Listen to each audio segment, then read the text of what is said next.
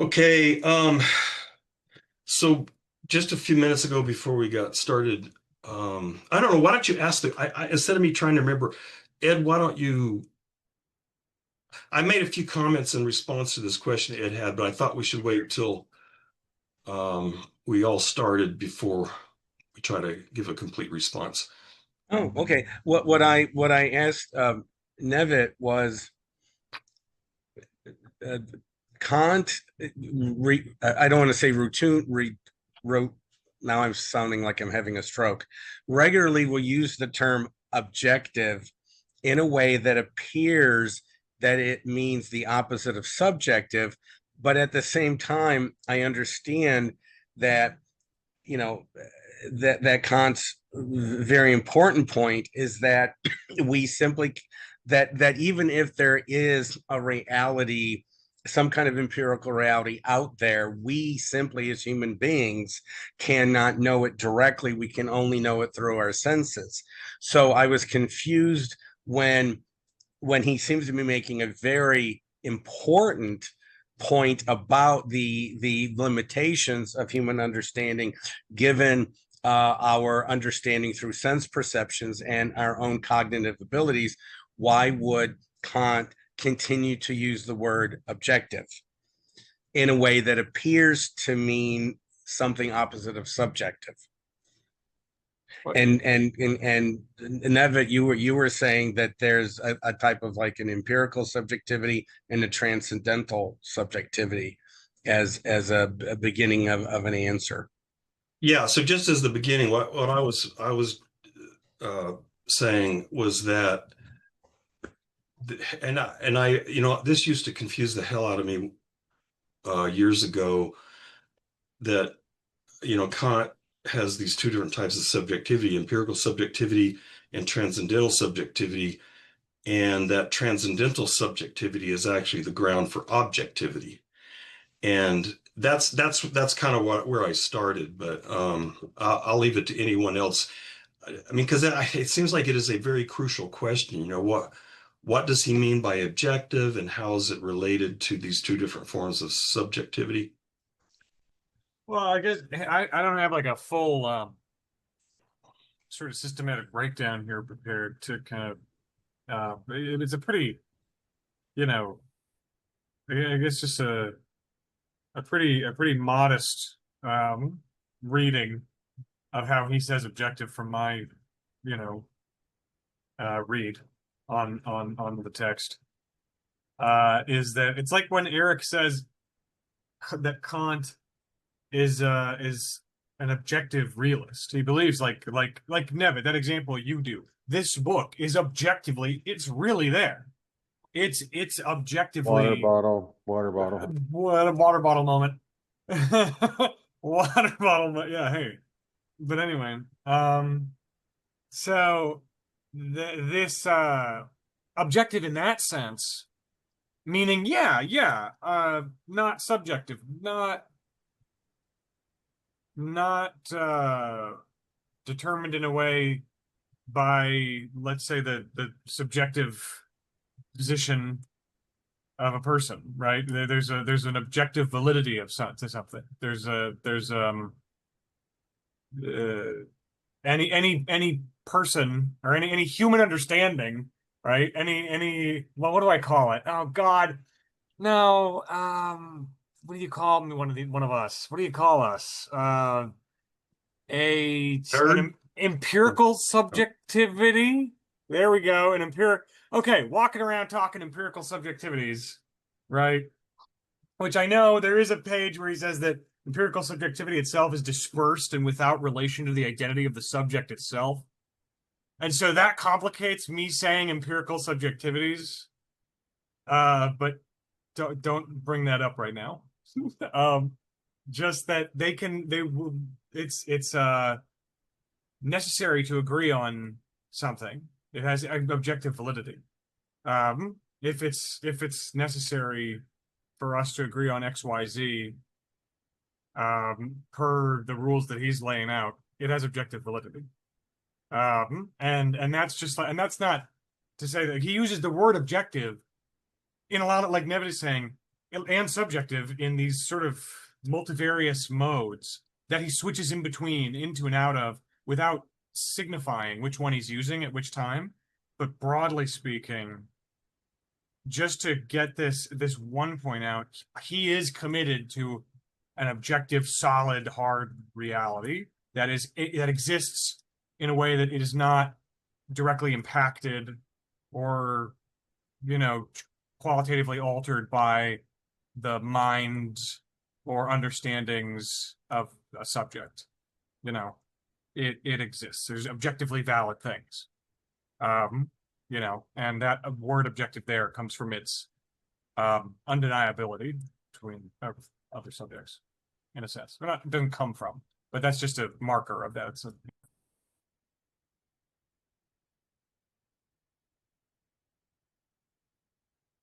Maybe I'll just since our Kant experts are remaining mute, maybe I'll give it a shot. Yeah. So in addition to that, like empirical subjectivity, the way, I mean, again, I could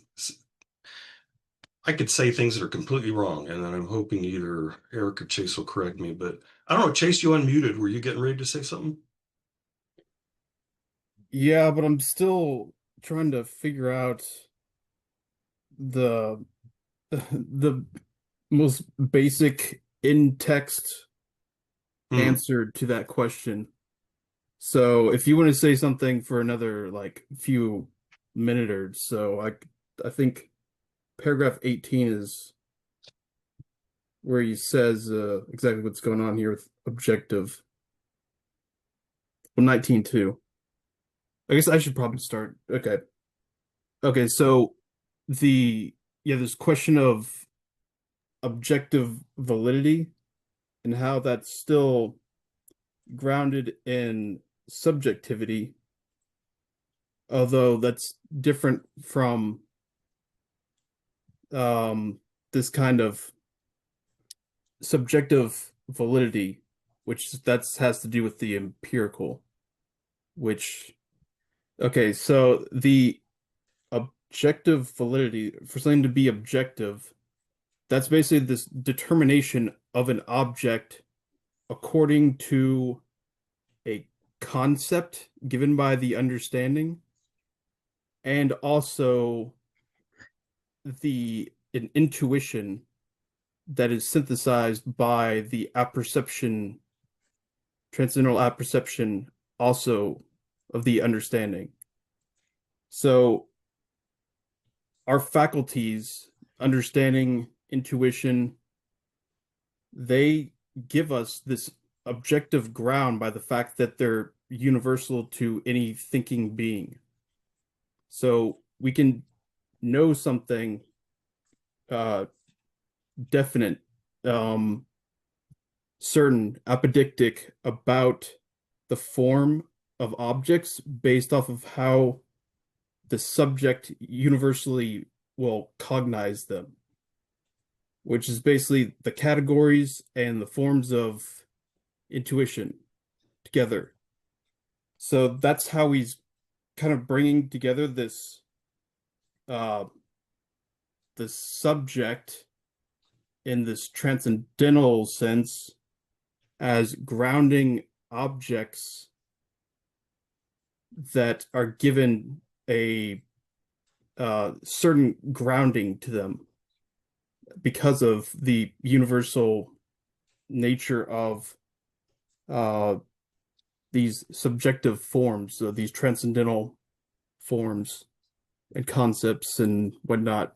It gives them specifically, I think, the function of unity, not only at any one time in the synthesis for the intuition, not by the intuition, but for it presenting a synthesis of the manifold that is given, that unity, and also the unity through time, the way that it reproduces it through time and relates it to one consciousness.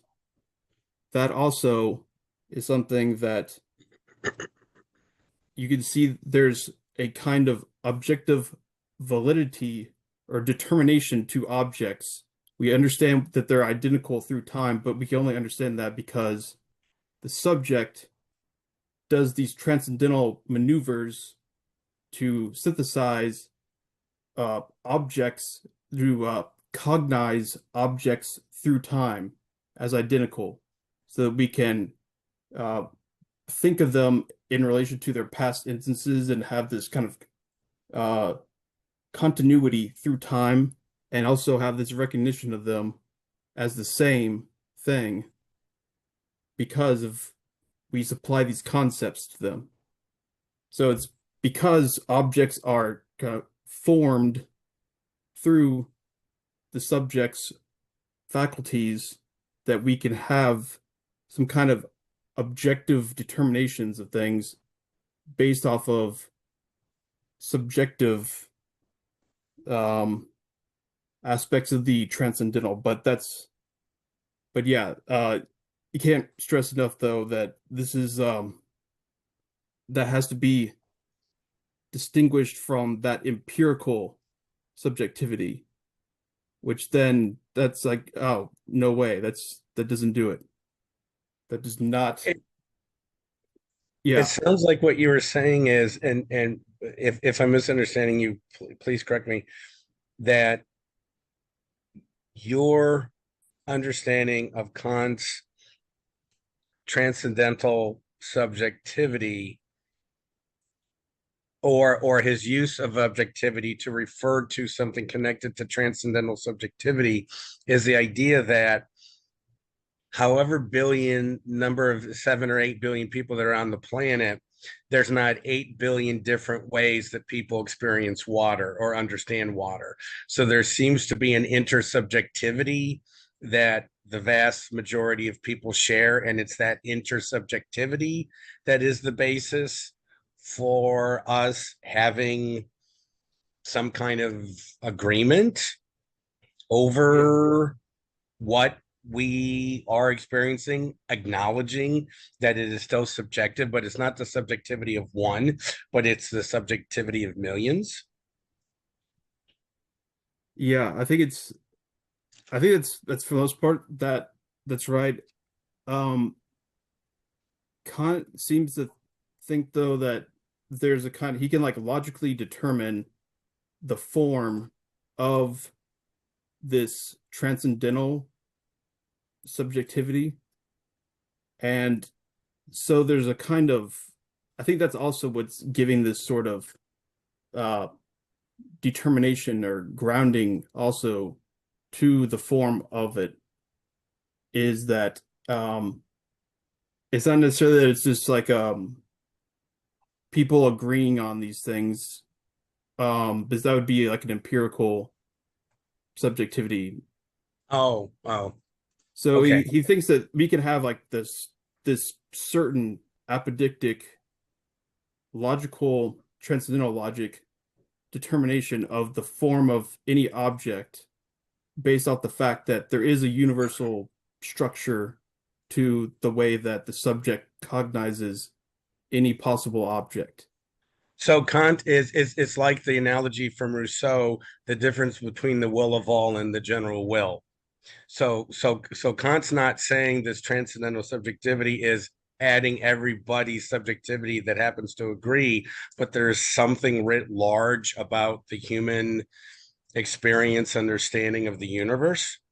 But it's not something that it's not like about consensus or agreement or anything like that. It's more fundamental. I want at the this can be confusing because the analogy is not perfect. But if I go back to the eyeball analogy, if you think, the eyeball is behind vision, right? So the eye doesn't see itself, it just sees the field of vision. So imagine, and this is one reason the analogy is not correct, because each one of our eyeballs is a little bit different. But imagine that everybody had exactly the same kind of eyeball, and which means that every eyeball would perceive colors and shades and intensities in exactly the same way. I mean, exactly. That's kind of like another reason this fails is because the transcendental I is not a thing. It's not an object. It's more like a set of processes. But if you were to think of the visual processes that are in a sense behind vision, if they were those are though if everyone had the same, and I guess in some general sense, the healthy eyeball does at least have that to some degree, but so if everybody had the same kind of eyeball, then there would be certain features of the world that we would see in exactly the same way because these structures, these transcendental in the sense that they're not within the field of vision, they are what give character, form, and structure to our vision, right? It's what makes color possible, shades, and all that stuff.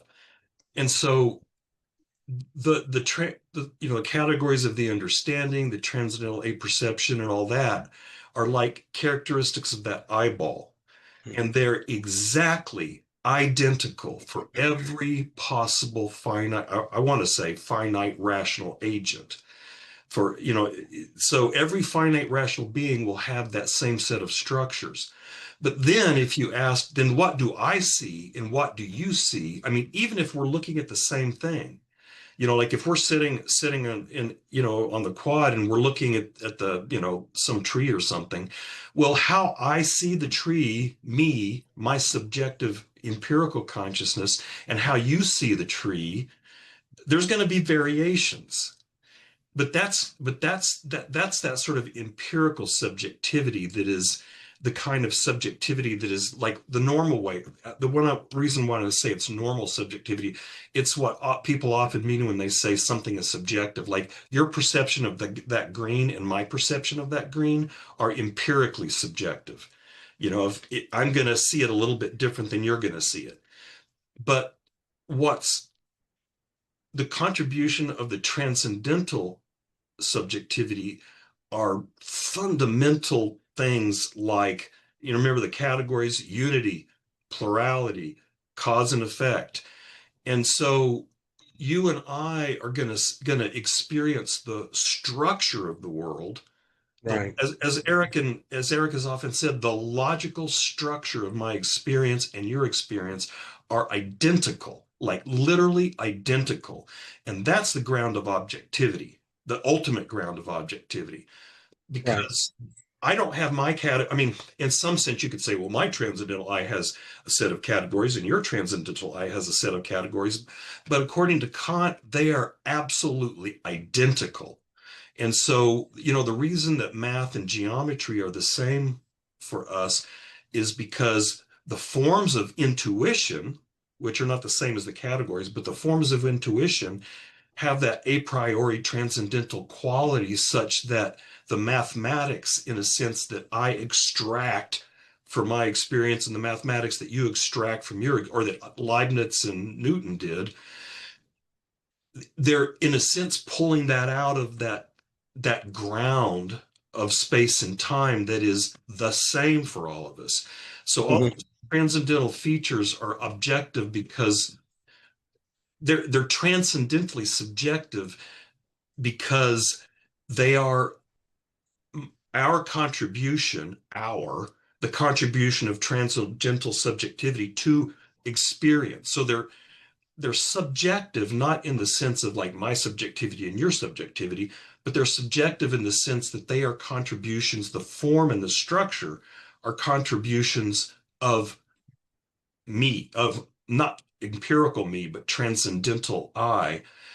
And then you have the stuff that's not subjective, which is the manifold that comes crashing in from, I mean, he hasn't told us where, but the manifold of sensibility that comes in, and then our transcendental subjectivity has to munch on that and give it form and structure.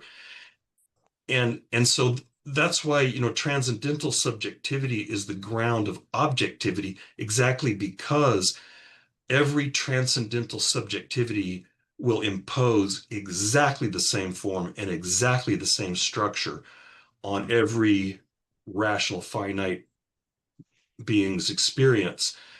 Um, but again, those are super general features. Again, look at the categories. They're not things like, they're not, like Plato had a form for damn near everything. So it's not like Plato will like there's a transcendental category of tree and of pig and of human.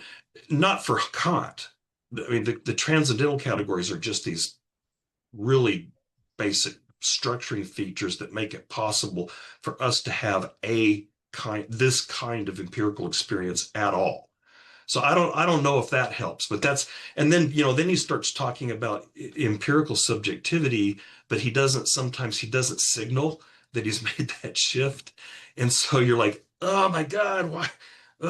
And so that's what happened. At least that's what happens to me sometimes. It takes me I have to read it back a few times. Oh, he's talking about empirical subjectivity here. He's not talking about, that. So I don't know, Eric or Chase, did I butcher that, or is that basically right? Yeah. Does that help, Ed? Yeah. No, I didn't mean for it to say like that we're all millions of people are taking a cola taste test and that we agree, but rather there's something about us. I like the way you phrase it.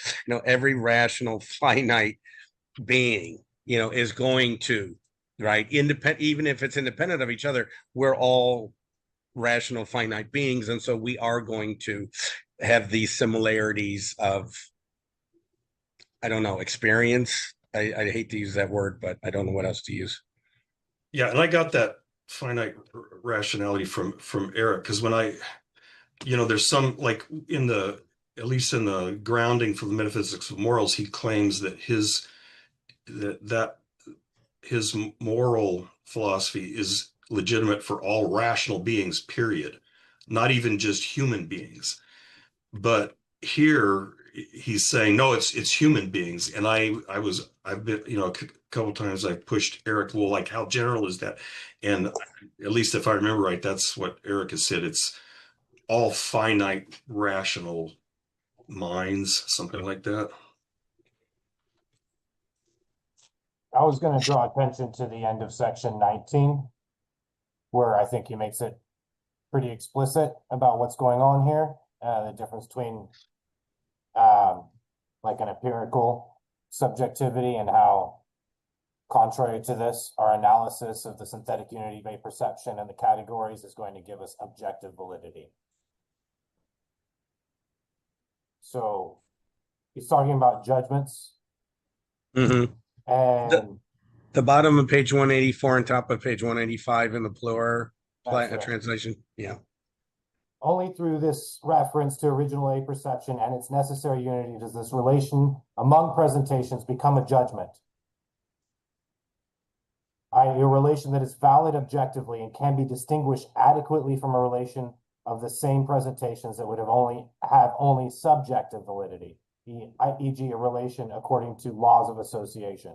According to these laws, all I could say, this is the empirical, right, subjectivity. According to this just mere empirical subjectivity, all I could say is when I support a body, then I feel a pressure of heaviness.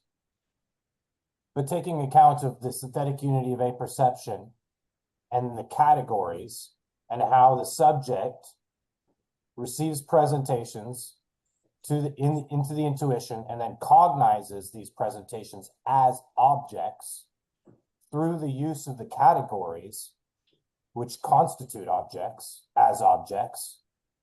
When I apply the categories to objects of experience, I can speak of I can say objectively valid things of such objects, such as, not that I feel pressure. I can say, this object is heavy.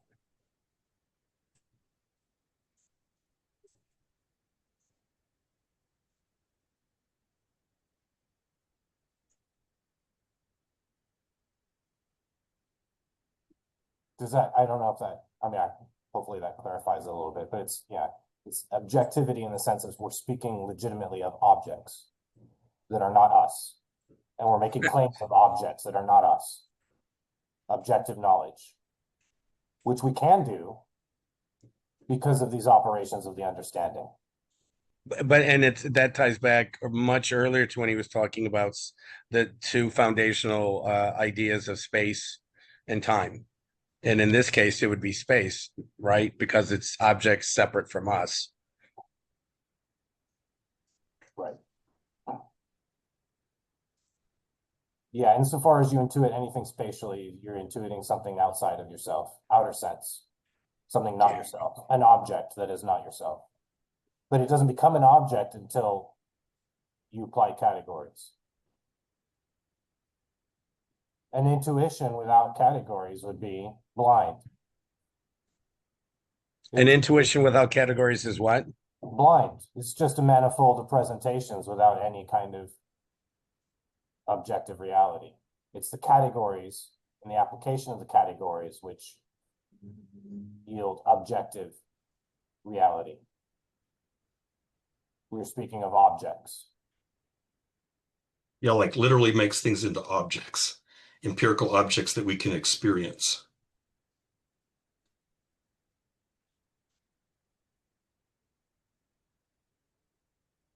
Nilsa was asking about the manifold. So I guess, the intuition without, what was the other one? What did he say? Intuition without Concepts is blind. Yeah. Oh, So yeah, intuition yeah. without concept. So if you have just the manifold of intuition is like spatial and temporal sense data, but it doesn't have any structure to it.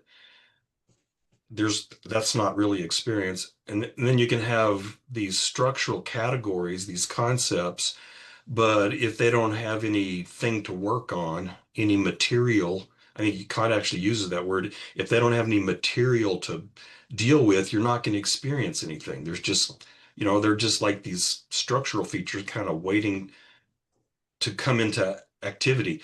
So you've got to have the two together before you can have any experience of objects.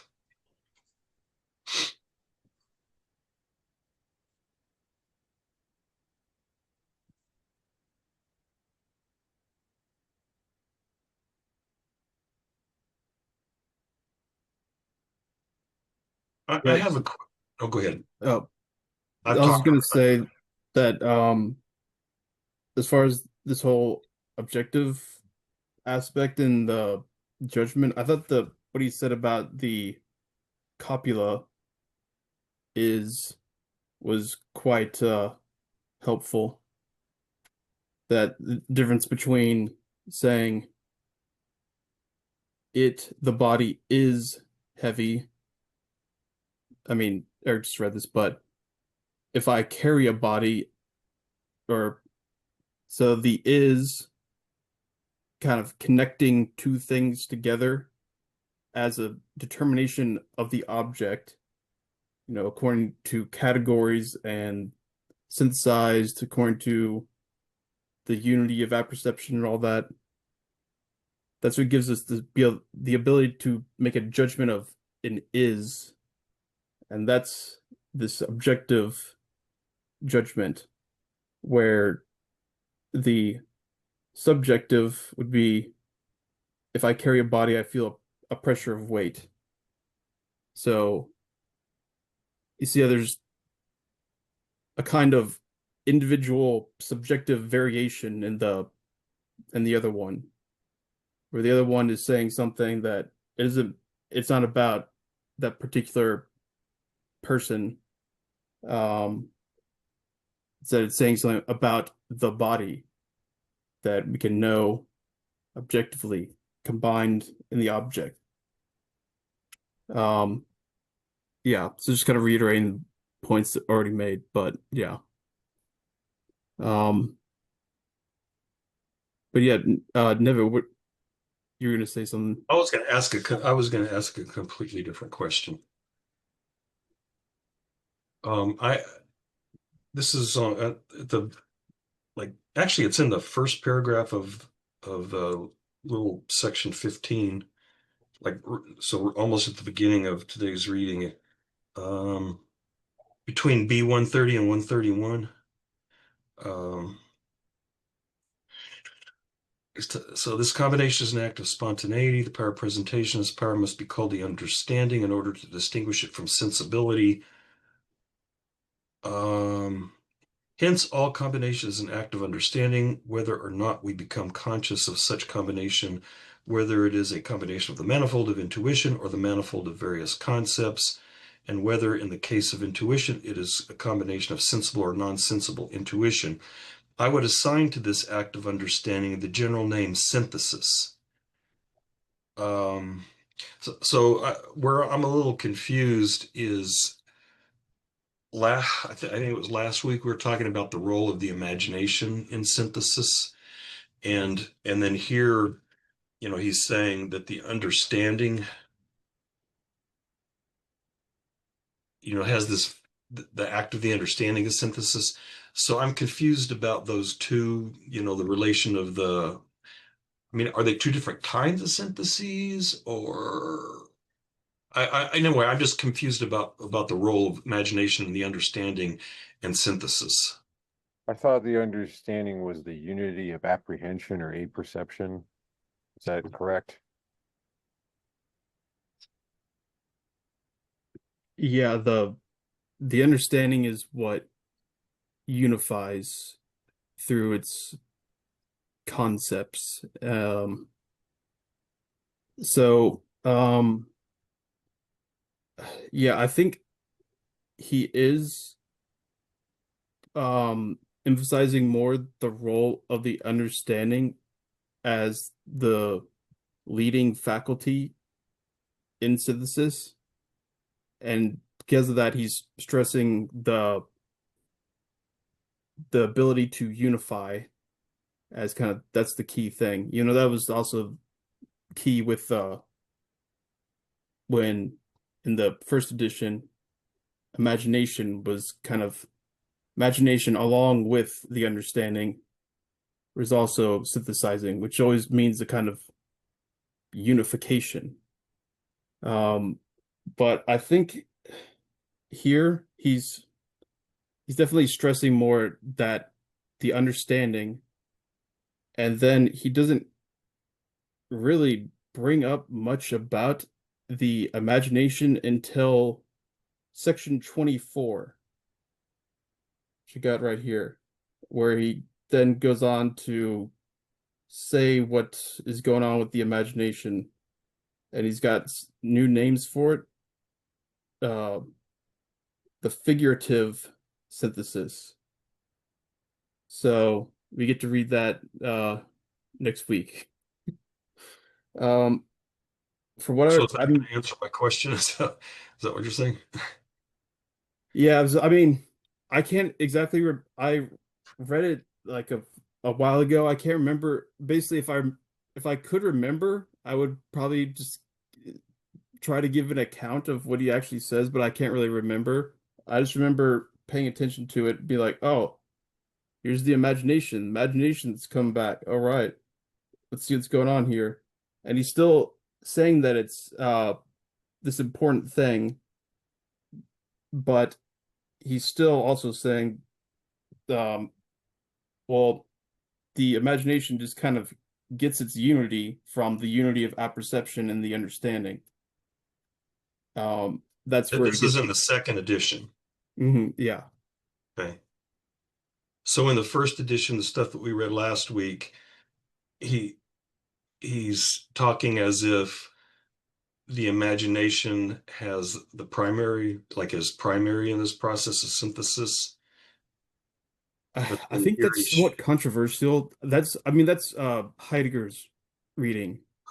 I know that's true. Which, Heidegger, whatever pros and cons he has, he's not, I wouldn't say extremely reliable by reading other philosophers. Heidegger's good at being original and being Heidegger, not so much at giving like a scholarly take on other thinkers, if that makes sense. So that's why I think it's somewhat controversial what Heidegger's saying. but still, I think there is something of a, from what I can tell, having read very little of it, but Kantian scholarship does say that there's at least a shift in emphasis from the importance of imagination and synthesis in the first edition to an emphasis in the importance of the understanding and the unity of apperception in the second edition.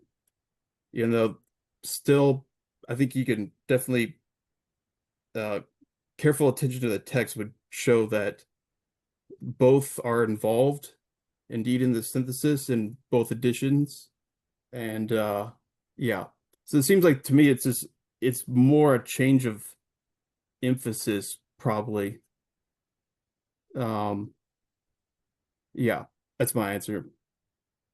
I just looked ahead to just, because you mentioned that to the little section 24, and I see the word imagination in bold there. So I guess I'll not get too exercised about that question right now. Yeah, I was trying to read that like right before, but I didn't have time. And I was thinking like, oh, I wonder if somebody's gonna answer, if somebody's gonna ask about that because I mean that's kind of a theme. I think we're kind of like our reading as a group, we're kind of like paying attention to this question. I mean, which I find interesting. So yeah, we'll have to return to that next week.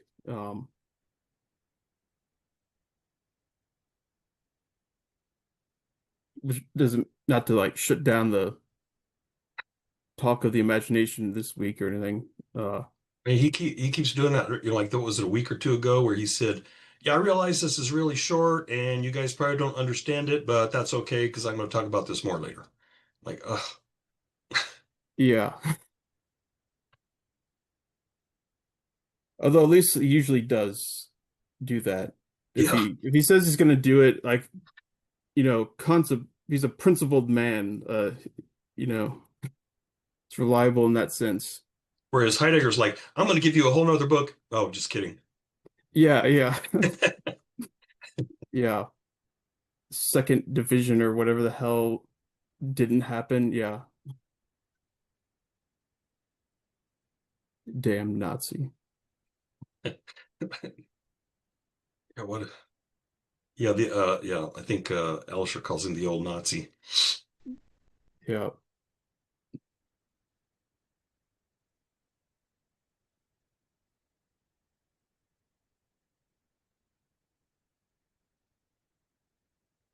So Eric, do you think my account of the imagination was somewhat, I mean, I didn't really go into much detail, but that was good. I Okay. agree. Yeah, I agree. I agree. It's really just more a matter of emphasis, right? And I think he's mostly concerned to just try and present things in a way that readers aren't coming in and reading Berkeley. Yeah. The danger if we front load all this power of imagination and then spell things out later, then people are already going to think, oh, all the objects that we ever experience are just products of our imagination. Yeah, it doesn't sound good for maybe the case that he's not a Berkeleyan idealist. Right. I remember there's a few lines, I kind of wanted to bring it up last week, but I forgot or whatever, but where it sounded like you could read it and you could see where somebody could give the interpretation that, oh, objects that just exist basically in our heads. There's no objects aside from what the subject determines. Anyway, that's literally what he says, like not in our heads, but you can see how people could interpret it in that manner. And I think that's one of the things he's trying to avoid in this second edition. That's why he's changing the emphasis. People did interpret it that way, the first edition, didn't they? Yeah. Critics. They interpreted the second edition that way too. Oh, really? Yeah. In spite of the fact that he has that whole refutation. Right.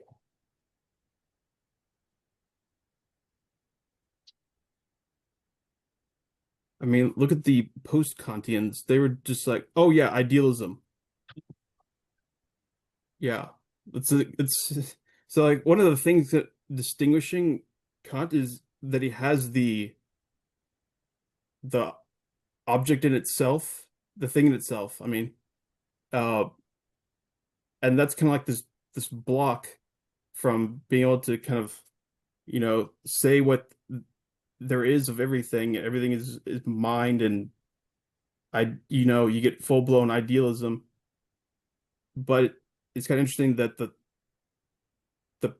post-Kantian Germans, with Fichte and whatnot, they like instantly removed all of that the block of the thing in itself.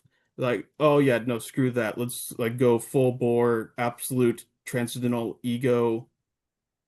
Yeah. And then you get Hegel, of course, who is doing his own thing, but absolute idealism.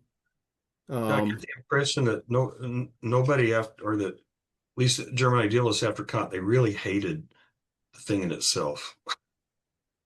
That's Yeah, the yeah. impression. I think like Schopenhauer was kind of like he sort of stood out as somewhat keeping it, but then at the same time was like, oh yeah, but it's the will.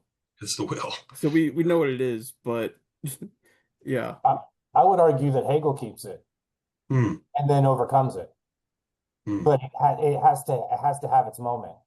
Like you can't just overcome it and then forget it ever was. You know what I mean? You have to. It's the development of the science of logic. Early on, he kind of lays out the thing in itself and introduces it as it makes sense from Kant's perspective. You think of something and then you take away every way that we're affected by it, right? The object taking away all of the ways that we're affected. What are you left with? Nothing. Not yet. What'd you say? Nothing. Nothing. Yeah. Which is an important moment, right? But then now pay attention to the object through all of these various shapes and positions. And now you get a full picture of what the object is. And it never is conceived independent of subjectivity, but all possibilities are exhausted. All real possibilities are exhausted through the development of the science of logic. So it starts out as a kind of as an innovation that he honors Kant as like, this is a really important step to conceive of the thing in itself in this way. And then I do something more and I give the thing in itself more of a full reality because it ceases to be nothing. Hunter like that. That's right. I like the point that it ceases to be, because I mean this was a sticking point, for Hegel for a long time.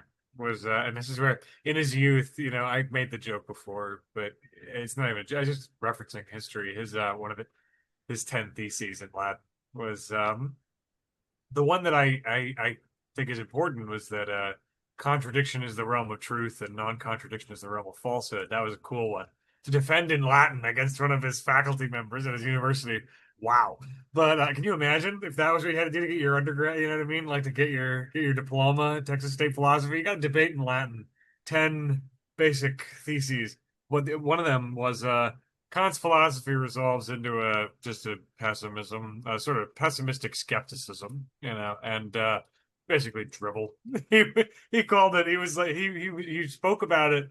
He called it some derogatory, dismissive term and said that it was a pessimistic skepticism that basically goes nowhere, a dead end. So he was very frustrated by what he saw as and this is always his problem with people that were contemporaries of his or people he looked back on, that he liked where they went. He just wanted them to go farther everywhere. He wanted, and it's not, Hegel is not, let's take these empty a lot of people criticize Kant by saying, oh, these categories are so empty, whatever, we can, I remember a lot of undergrads and people that are kind of new to the practice seem to think that there's like this vacuity to the moral imperative, the categorical imperative, for example, and that's sort of indicative of an emptiness in Kant. But and Hegel is presented as sort of filling it up with history and sociability. Oh, Hegel is Kant plus history and plus sociability plus all this positive, but I don't think so. I think Hegel was frustrated by how not quite empty enough Kant's categories were. I think that Hegel just wanted to go further. That's right. The antinomies, is an example of, um, I'm trying to just push Kant further. It's just it's a classic example. Just pushing Kant, just staying with Kant, but getting excited by his work and trying to take it farther.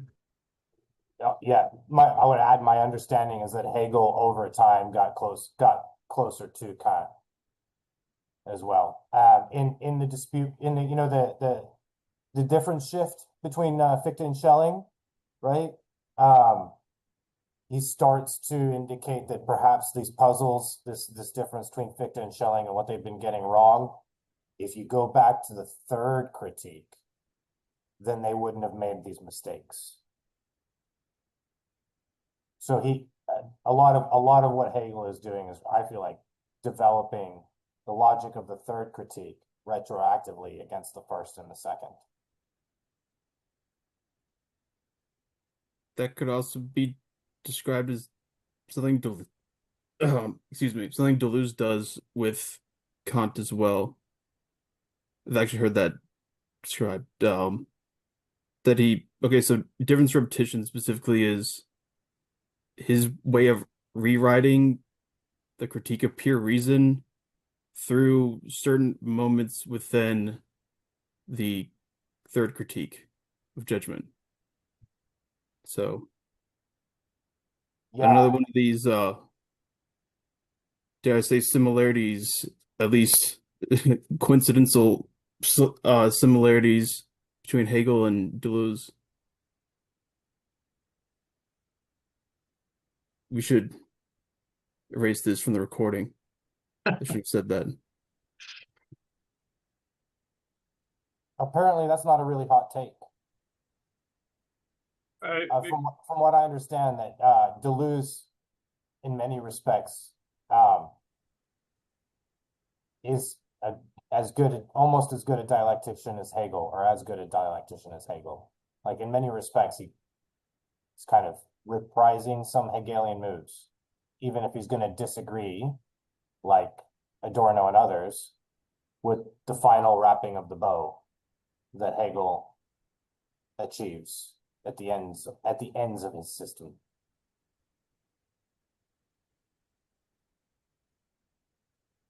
Yeah, he had an early review of the person who that generation of French philosophers learned Hegel from, Hippolyte. He wrote a book, what's it called? Like Logic and Existence. But that's where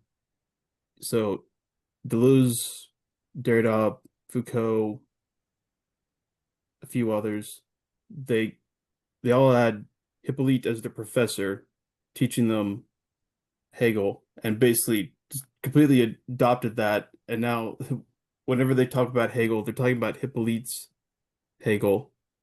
And Deleuze wrote a review of it where he said basically Hegel determined that all philosophy needs to be an ontology of sense, and basically affirmed that and said, yeah, that's the way to do philosophy. Hegel got that right. But then it was stripped from the record, and yeah, some of his early writings Deleuze like disowned, and one of that was that review saying that Hegel determined like the correct direction of philosophy as the ontology of sense. But anyways, a bit of a tangent. Oh well.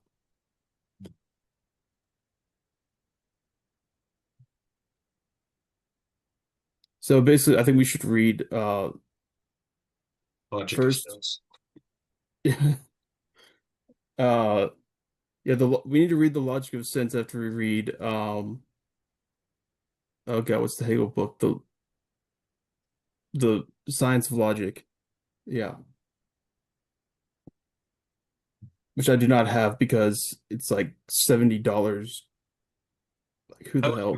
One advantage of doing it in the discussion is maybe we could get the department to buy them. Yeah, I mean they bought the Phenomenology, which was not exactly cheap. I mean, hell, this book wasn't cheap either. So yeah. One, yes, that's they're really expensive if you look at them for yourself. They're like 50, 60 bucks a lot of times, or more. But one time, I already own the new translation for the Science of Logic because Jackson one time said, he was like, it was like a random near his birthday or near a Christmas or something. It was like kind of vaguely near some holiday, and some family friend, some like friend of his mom's, almost as if she had it by coincidence and needed to get rid of it, was like, "Hey Jackson, you like this like philosophy guy? I hear you're reading this book, you're in this group, and you're doing this reading, but here's this book by this guy, and it was the new edition of Science of Logic by Hegel, like the Cambridge translation. And he was like, "Oh, we're doing the phenomenology. This is a different one." They were like, "Oh, whatever, you know." But he was like, "But thank you, you know, that's so great." And then he immediately regifted it to me a few days later. So I have that. So don't worry. I would be gung ho about us doing the Science of Logic. And hey, that's kind of action, but I do think we should do Wittgenstein because it's been too long. It's been too much time. We spent too much time fiddle farting around, and not going right at Wittgenstein. I think we spent all these years. I think it's maybe time, and it's stuff is short. Unlike this. Sorry, this is good. No, the philosophical investigations is not that short. Yeah. It's not as big as this one, but it's not short. Got to copy it over there somewhere. Okay, I'll just put for. I think we should read all three critiques. I'm for going full critical system. Respectfully, Chase, shut the fuck up. Look, I mean, I think it's controversial, but hey, like I see the sense. Yeah, honestly, I feel like if you want a picture of the Kantian critical system, you have to visit all three critiques. Yeah, that seems very fair, no matter how onerous it is. The second critique is dry, but it's short. It's way shorter than the first and the third. And the third is pretty sexy, though. Ooh. The third one is actually I found it a lot easier to just make sense of. Yeah, like this first one, I'm pretty sure is the hardest.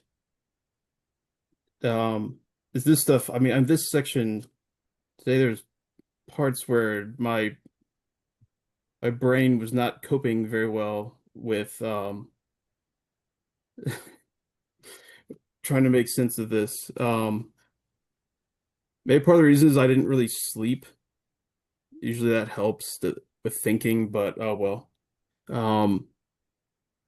But yeah, having the little bit of the third critique I've read, it just seemed way easier. Uh, so maybe that's some solace in this prospect of possibly reading all three. I mean, I honestly I think even if we don't as a group, I'll probably do it myself, probably, or at least try to. Um, assuming I'll still be alive to make it past this one, which is yeah, we'll see. I guess one reason I was thinking the philosophical investigations was long is because, and maybe this is the only, anyway, it's a German English translation, so it's actually half that size.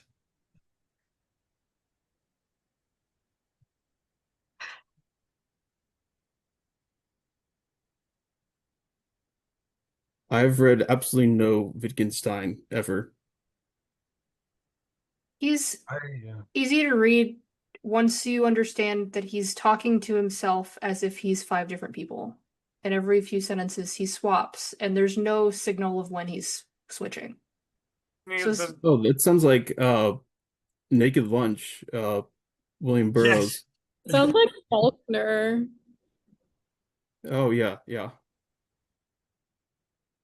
As Wiggy lay dying. Oh, That one. It was never meant to be published, and there's like fierce debate over even the structure of it. Like these are just musings he put in for his own journals. Like Tractatus is the only thing that's like officially ever published.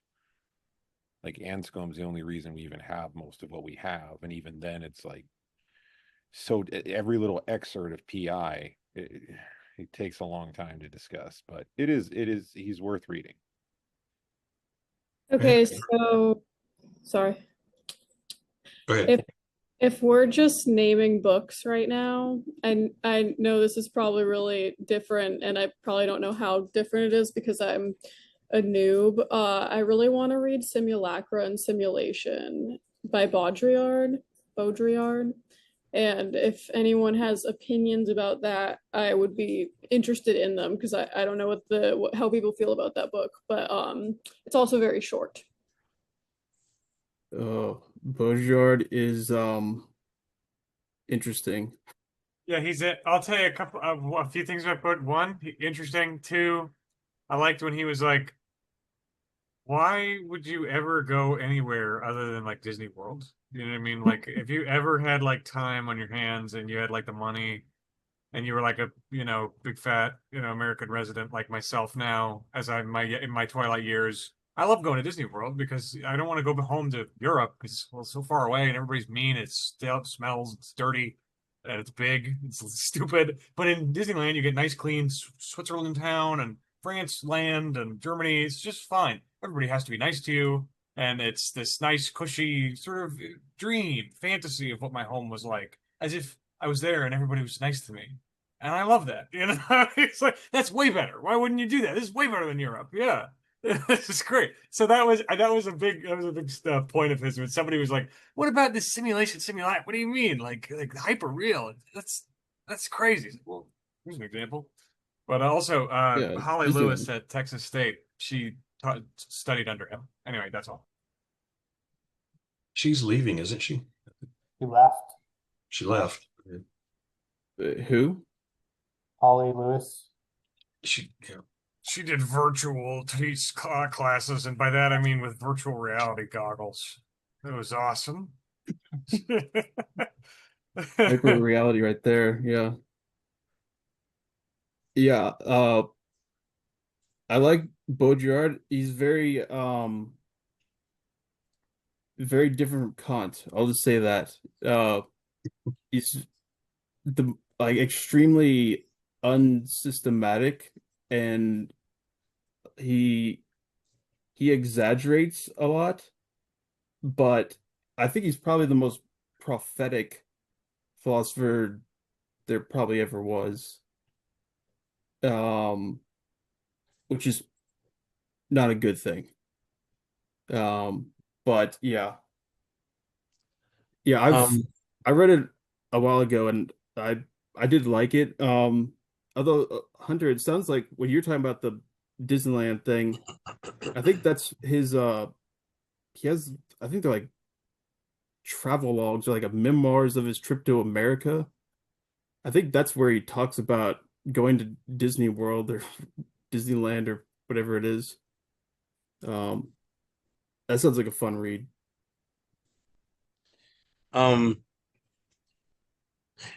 May I ask a question of the Kant we're reading? What? No, Yeah, I I'm know. Oh, It's like, how dare you, sir?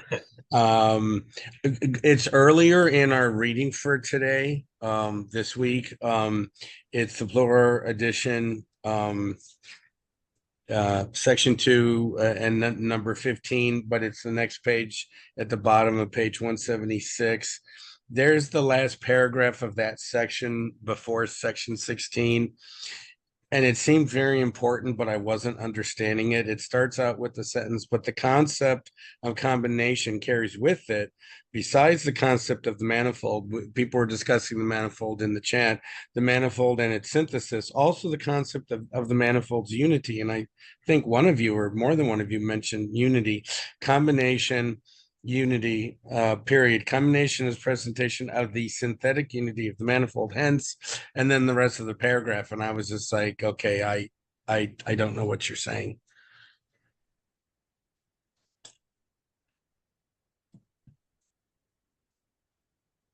But because of the use of the terms, then he was tying them together. It seemed to me that that was a very important paragraph, but I couldn't understand it.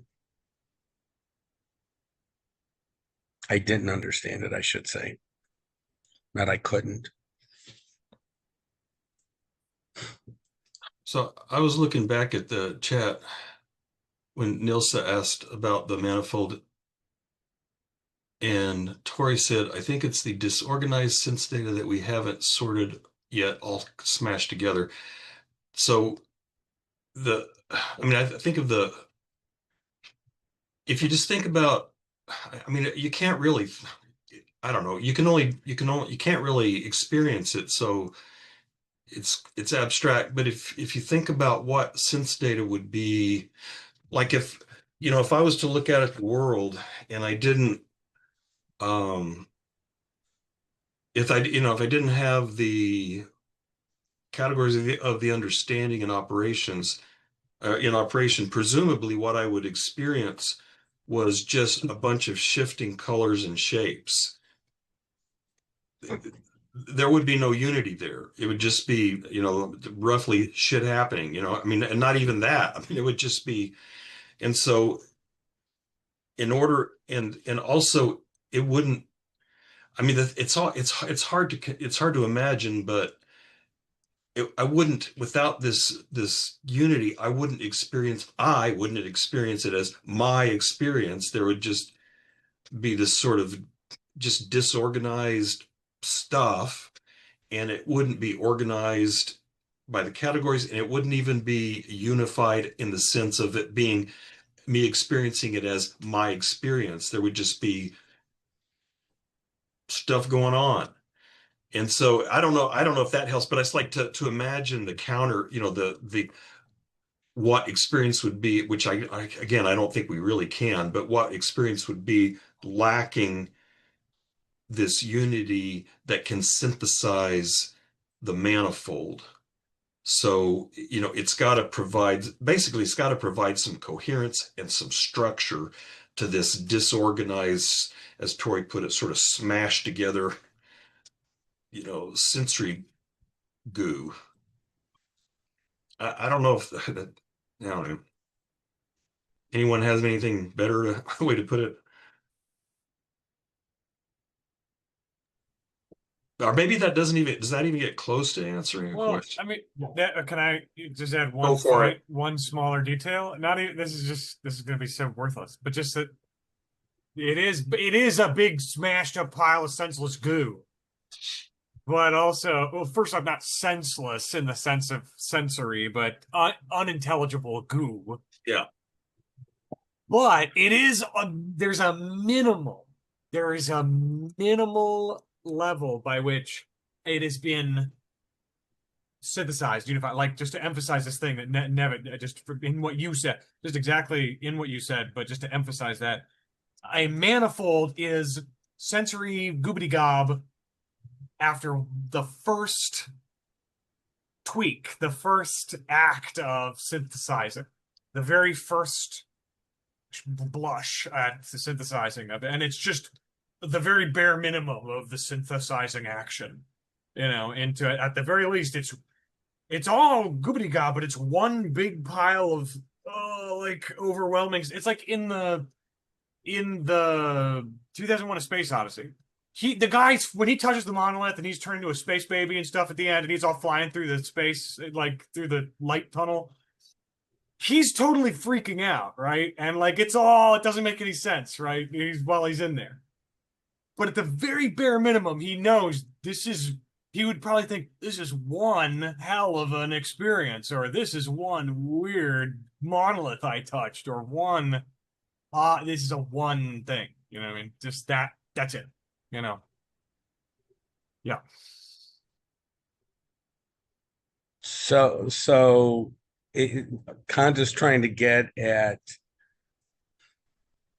what would be out there before we had any ability to conceptualize what it was that we were, from our sense perceptions, receiving. Yeah, and unconceptualized again in that really fundamental basic sense. No, so not merely just like concepts like cats and dogs and trees, because those are empirical concepts that we develop through experience.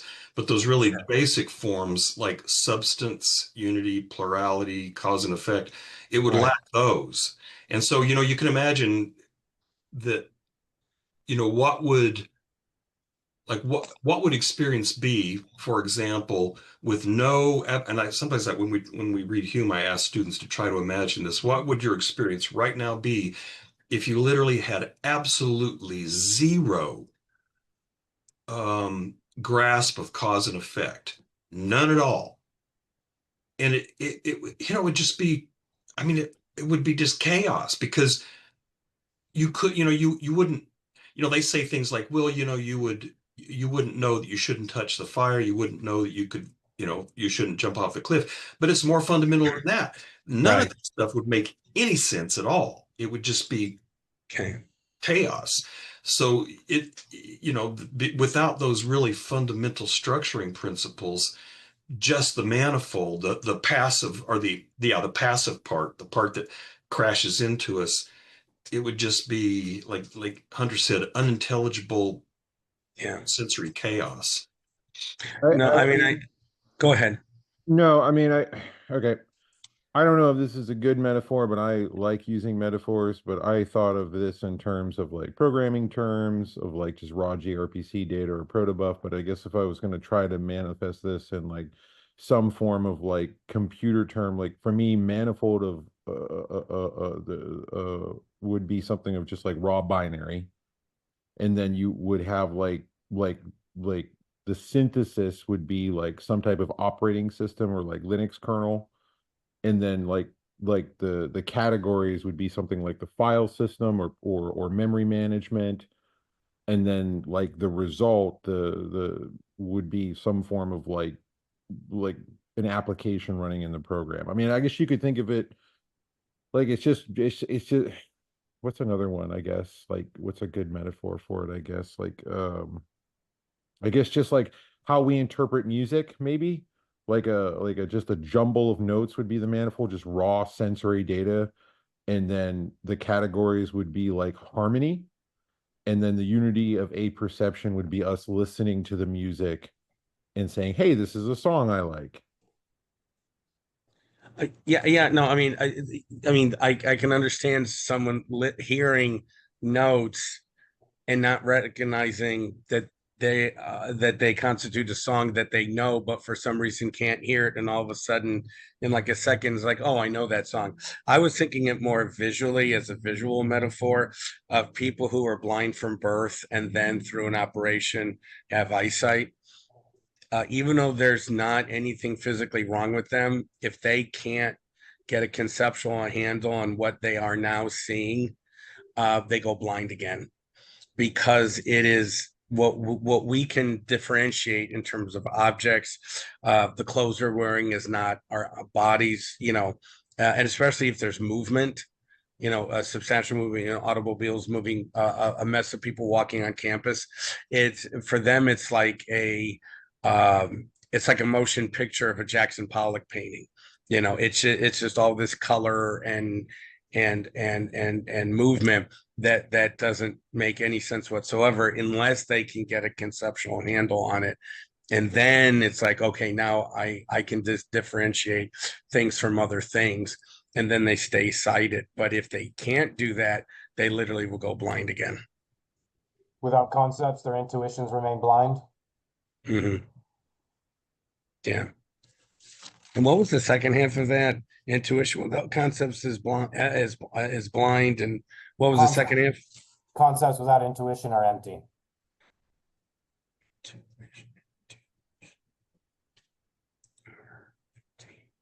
But the point that the section you're singling out here, Ed, he's really just making the point that for us to even have a unified manifold from which to pick out objects, the transcendental condition is the synthetic unity of a perception. Oh, okay. Which is to say, am I right that that it has to be experienceable from a first person point of view, kind of. It has to be.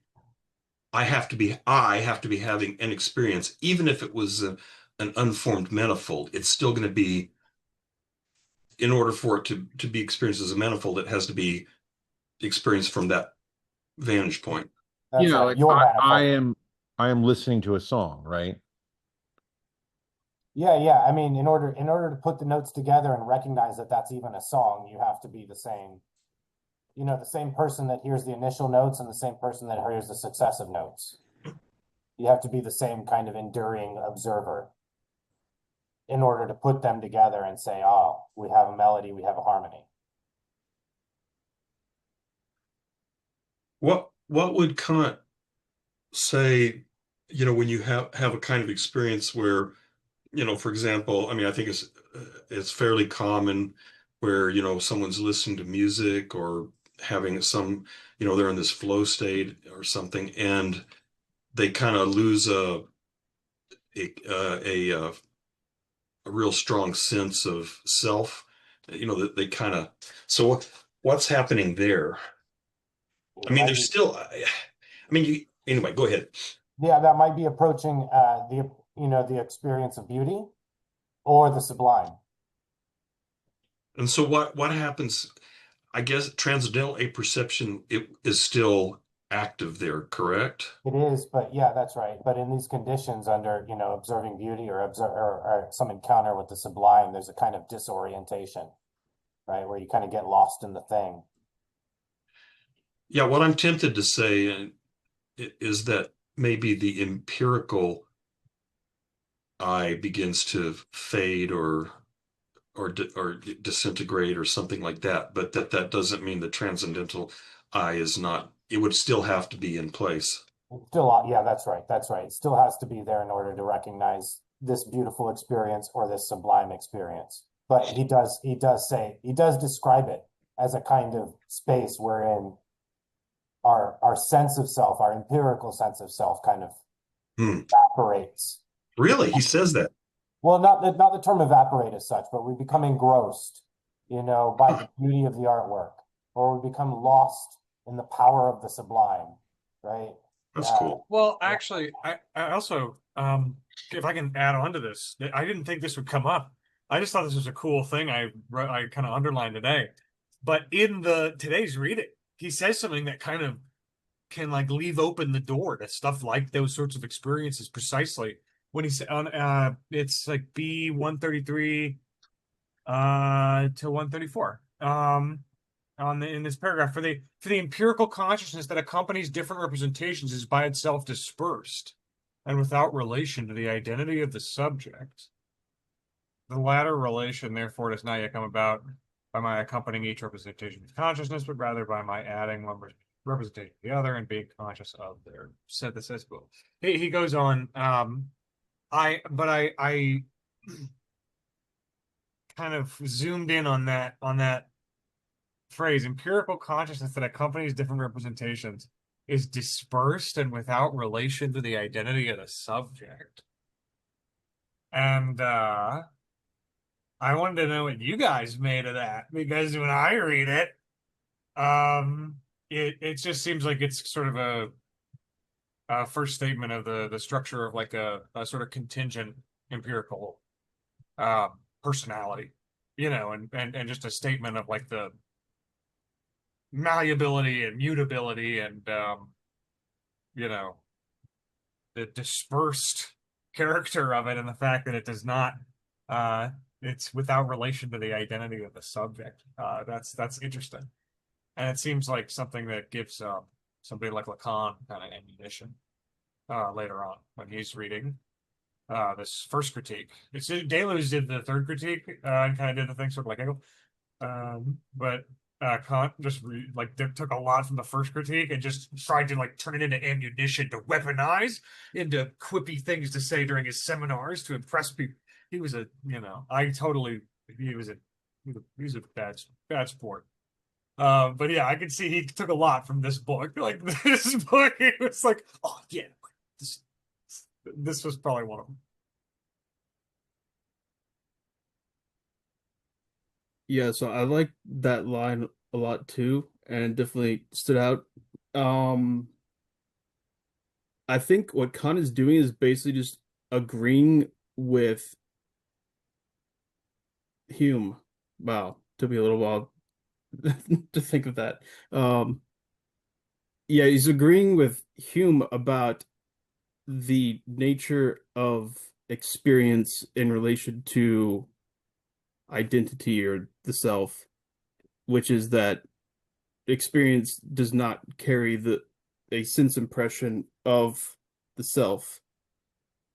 And then but what does? Well, the understanding, and it's this transcendental thing for Kant. So yeah, it's interesting that he's got this kind of opening though for a kind of non-identity, but I think he's just taking he's agreeing with Hume, um, but then has to kind of at the same time take that and be like, okay, this is why we actually need a different account, a transcendental account, to explain the self or identity both of objects and the self, um, that's not within experience because experience itself doesn't have it,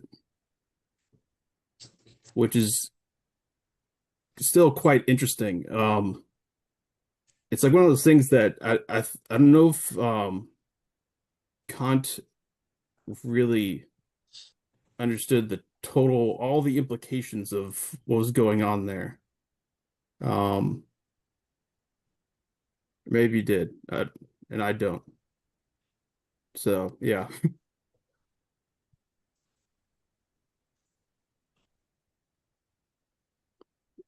Yeah, and then he's going to so in the rest of this section, he's also going to go into this distinction between the empirical self and the transcendental unity of apperception. So there's some kind of interesting things going on there too, where seems to be a kind of like split in the subject, which make you possibly think of Lacan or somebody, between, thinking that I think, that kind of logical determination, and then what actually like you experience and represent as yourself. So we don't experience ourselves as a thing in itself. We only experience these representations of ourselves as appearances empirically. So there's some crazy kind of schizophrenia going on with Kant. So something to look forward to for next week. That's I mean, like Lacan takes that and then suggests that like, okay, so like okay, if that's the rule and all we have is experience and we have to form an identity of some kind as we seem to have them, right? Like as we do.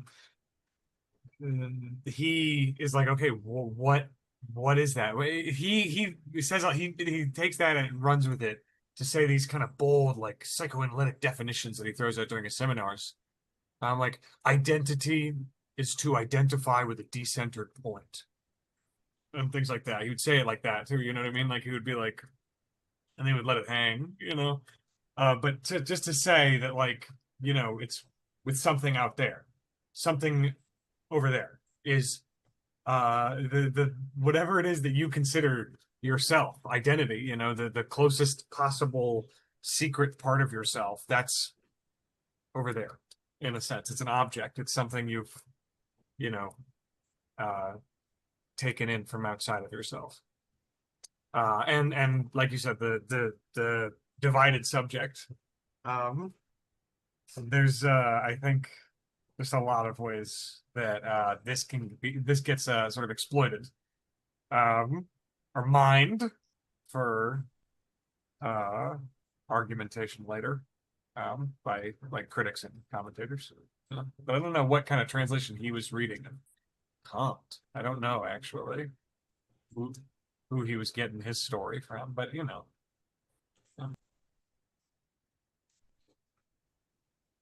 don't know who the French translator for Kant was.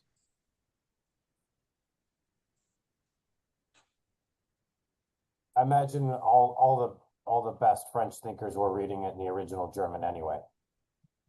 I mean, they're all polyglots, right? It's only us Americans and Anglo-Saxon folk, right, that insist on everything being translated into our language. I say only. I mean, I'm overstressing the point, but I feel fairly certain that most of the French philosophers in the 20th century will have read the German philosophers in the German. My advisor said that Sartre wrote so bad because he was copying the Germans.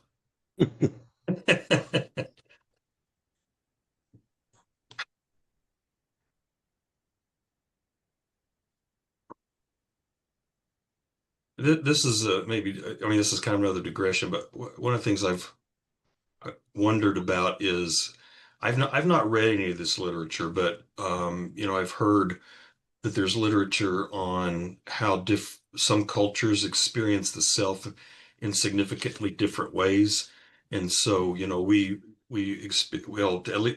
tend to experience the self as to some degree as an isolated ego, the Cartesian ego. And there's sort of cultural and historical reasons for that. And I've heard that there's cultures where they experience less of that, and that they experience a self that is more, not exactly corporate, but something like that. Like their sense of self is more diffuse. Their sense of personal self is more diffuse, and they experience more of this sort of corporate self. But I don't know if anybody ever has. It would be interesting to see if anyone's ever done a sort of Kantian analysis of that kind of empirical self, because my guess is he would still say the same transcendental self must still be active there as well, but then you have a different kind of empirical in self, which is dependent on empirical conditions, cultural norms, and so on.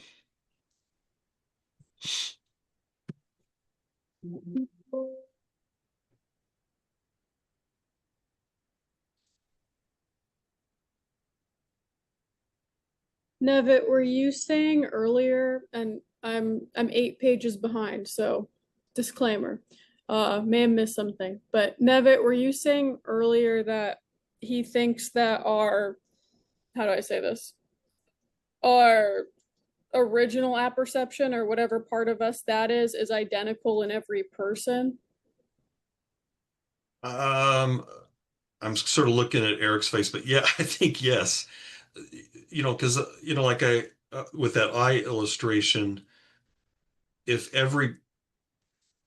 don't know, maybe it'd be better to think of like I don't know. Anyway, if everybody had exactly the same eye, the same structure, like not like the identical eye, but like if every eye had exactly the same structural features, not even variations in shapes and sizes of rods and cones, but if every eye was exactly identical, then every eye would see the basic structural features of the visual field in exactly the same way.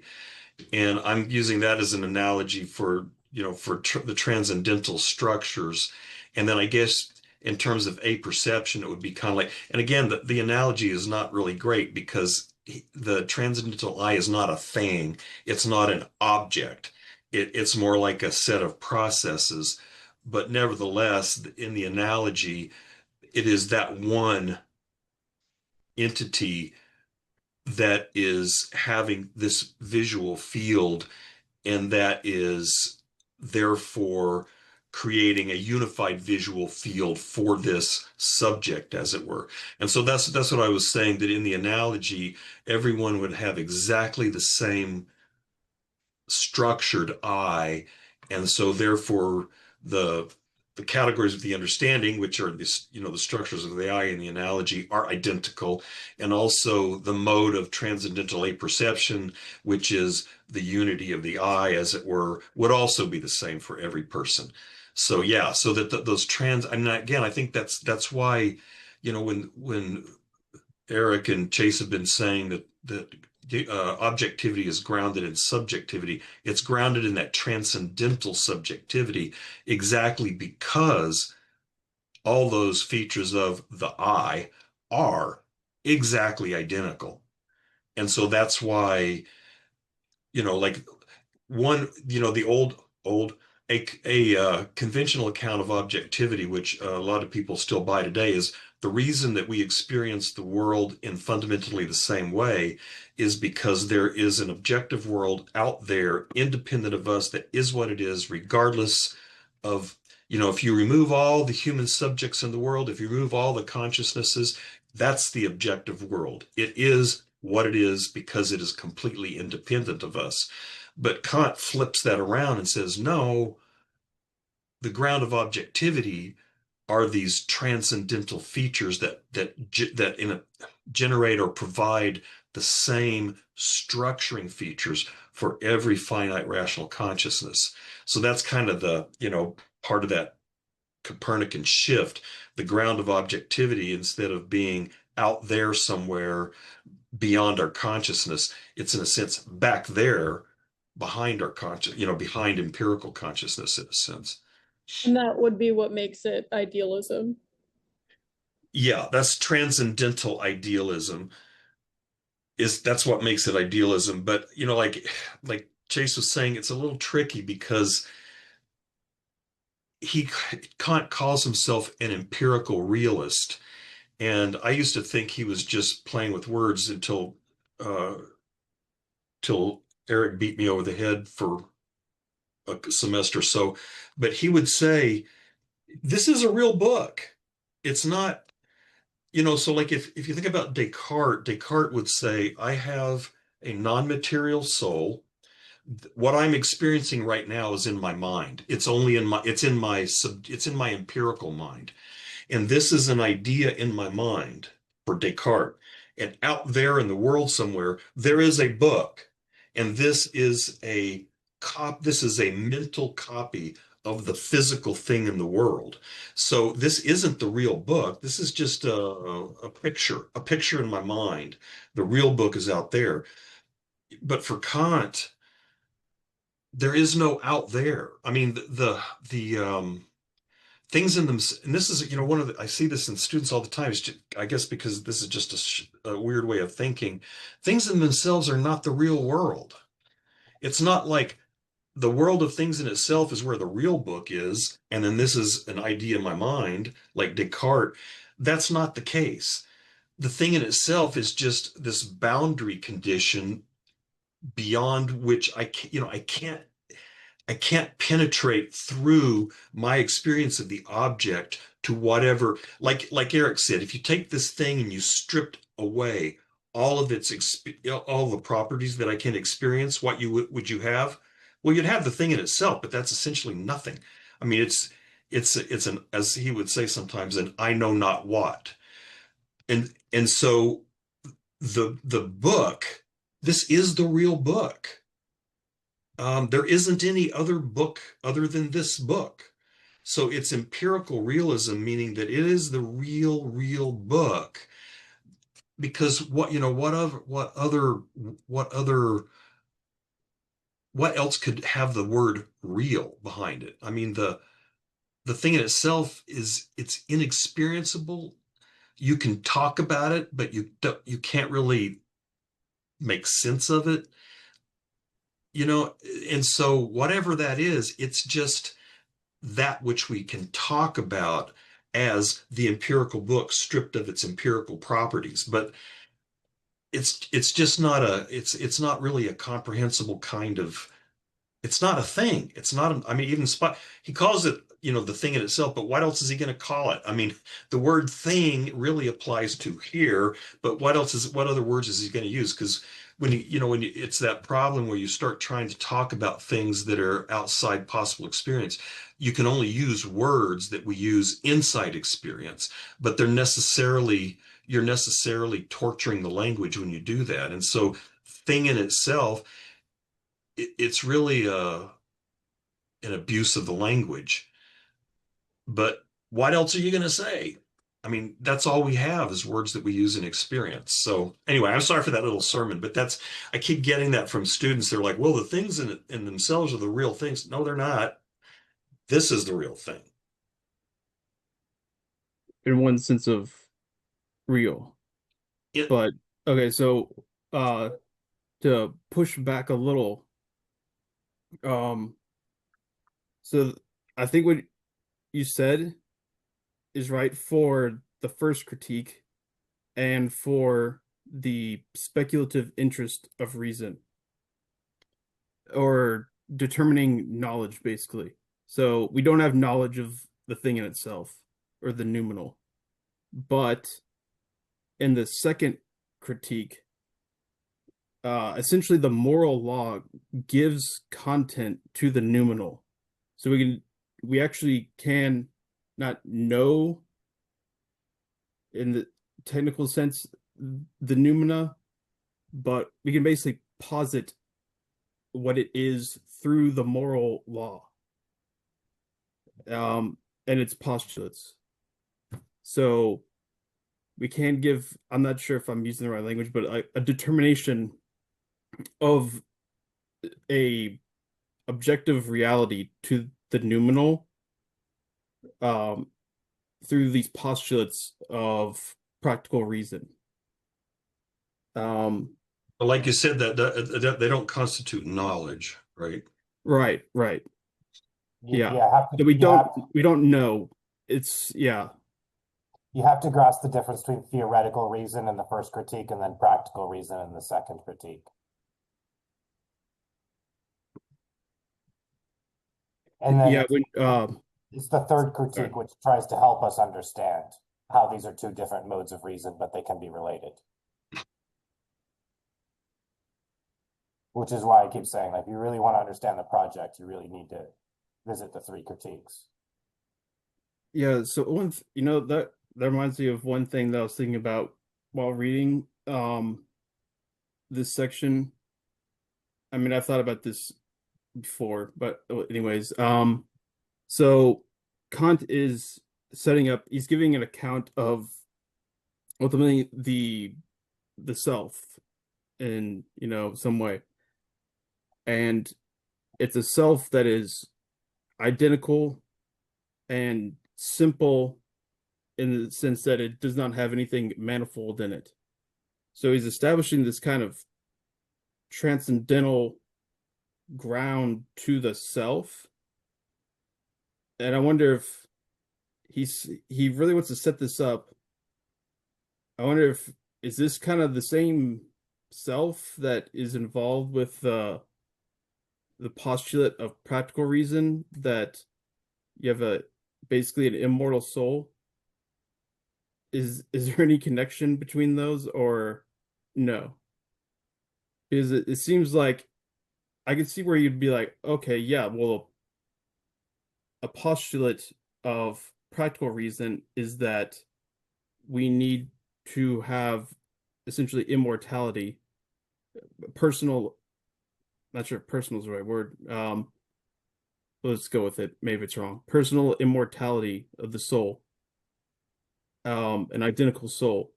And it seems like that could be connected then to the transcendental unity of apperception, because you got right there this simple self that persists through, I mean, not through time, like in an empirical sense, but there's the ground of the self right there. So surely they've got to be connected in some way. So But the I don't know. is the synthetic unity of a perception?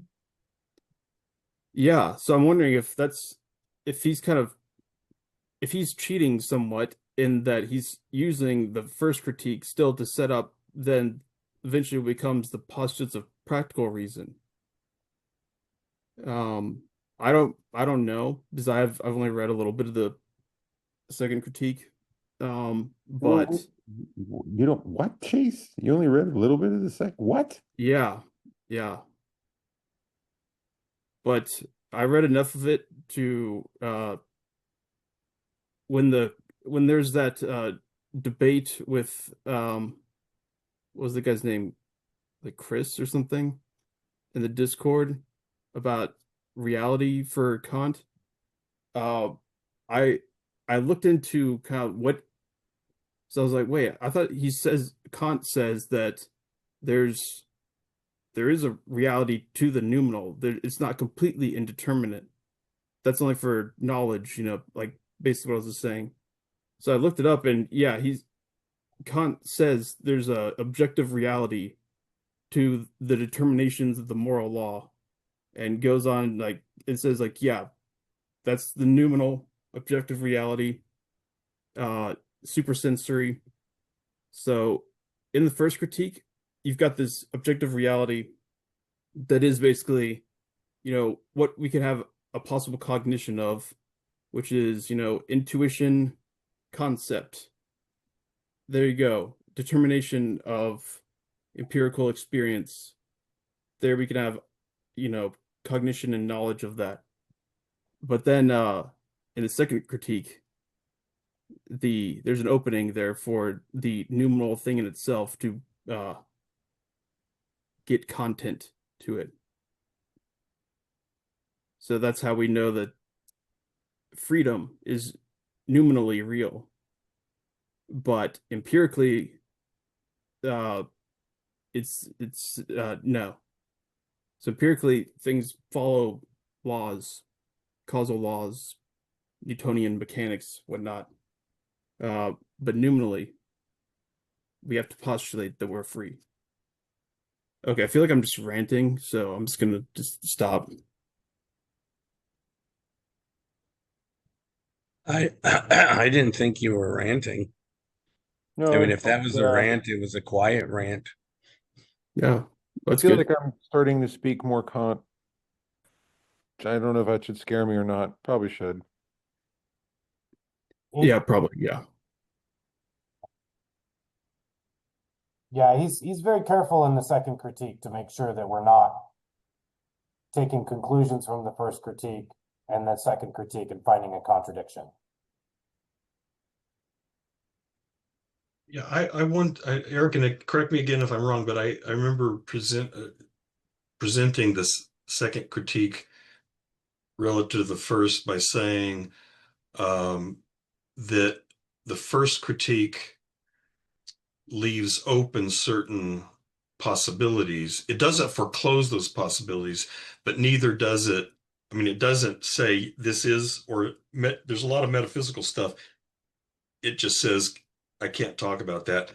But then in the second critique, the way I thought of it was, and that permits us then to make certain assertions in order for morality to be rational and for it to make sense. We are permitted to make these I don't know, get metaphysical anyway. We're permitted to make the certain claims that the first critique was just agnostic about. But for the sake of practical morality, we can make these assertions. So the assertions are not dogmatic, but they're permitted by the open questions in the first critique. Yes, that's right. I mean, yeah, I mean, loosely, right? I mean, we can all accept that you can't theoretically prove that God exists or doesn't exist. This is beyond our capacity to prove as theory. And yet, within a certain frame of thinking, it's allowable to believe. That doesn't mean it's irrational to believe as such, you know? Right. Don't claim that you know. You know, don't claim that you have this scientific or hard, you know, theoretical knowledge that God exists. The ontological proof ain't shit. You can't say that. You know what I mean? You can't be using the ontological proof. You can't be doing these things. But you can in another mode, you know. Yeah, you know, putting limits on reason in order to make room for faith.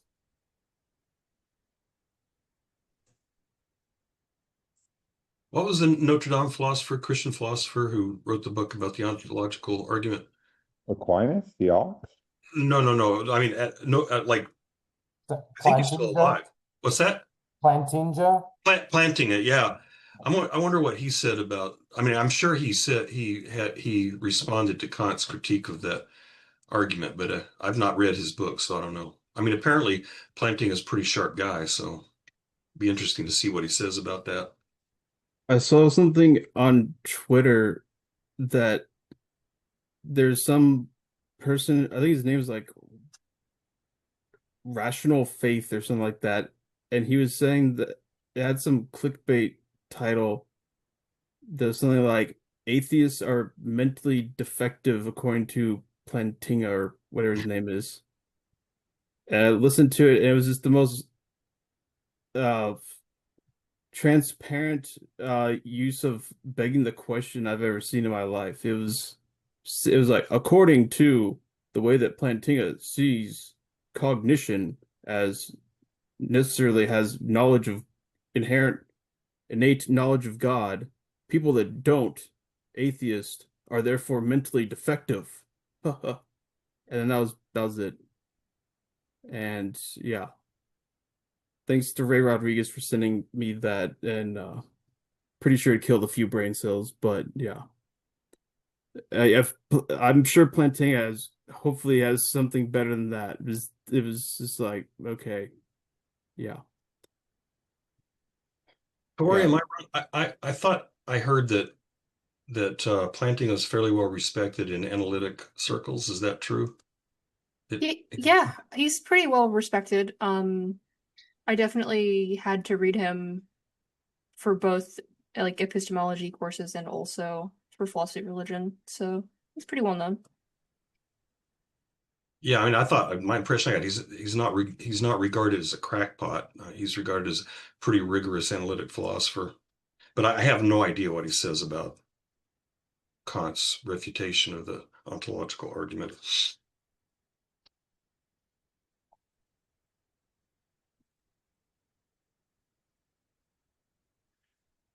Yeah, I think I'll take Kant as authoritative until proven otherwise. Existence is not a predicate. There you go. I have a book called I can't remember what the epistemology of God or something like that. But anyway, it's written by an analytic philosopher where he claims, I can't remember what the claim is, but it's an effort to show that at least some tenets of faith have at least as much epistemological um, support as a lot of empirical claims. So anyway, there are people doing interesting work in that field. Since I'm no longer trying to be a good Christian, I haven't I stopped looking at that stuff, but they're around. There's a guy at UT who's analytic Christian philosopher. I never took any of his classes.